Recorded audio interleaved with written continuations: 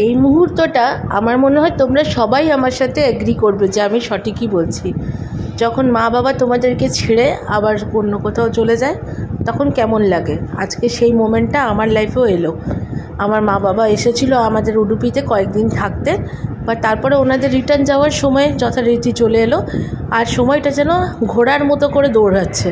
অন্য সময় ঘড়ির কাঁটা মুভি হয় না, বাট এখন দেখো ঘোড়ার মতো দৌড়াতে শুরু হলো। আর ট্রেনে যে এসি অ্যাটেন্ডেন্ট দাদাগুলো তারা আমাদেরকে খুব ভালো করে চেনে, কারণ এই ট্রেনটাতে আমরা বহুবার আসা যাওয়া করি। তো তাই জন্য আমরা বাবা মাকেও ওনাদের সাথে পরিচয় করে দিলাম আর বললাম বাবা মাকে খুব ভালো করে যেন দেখে পুরো রাস্তাটা। কেঁদো না, কান্নার ভিডিও বানাচ্ছে তোমার, বিচ্ছিরি লাগবে, কেঁদো না তো, মায়ের মুখটা বিচ্ছিরি লাগছে, বিচ্ছি লাগবে, কেঁদো না, হাসো। আর যাওয়ার সময় মা তো প্রচণ্ডভাবে কাঁদছিল, সব মারাই মনে হয় তাই করে বলো। আর আমাদের বাড়িটা প্রচণ্ড খালি খালি হয়ে গেল, কারণ মা বাবা এবার 3 সপ্তাহ ছিল প্রথমবার আমাদের বাড়িতে এসে, আর আমাদের কিছুই ভালো লাগছে না।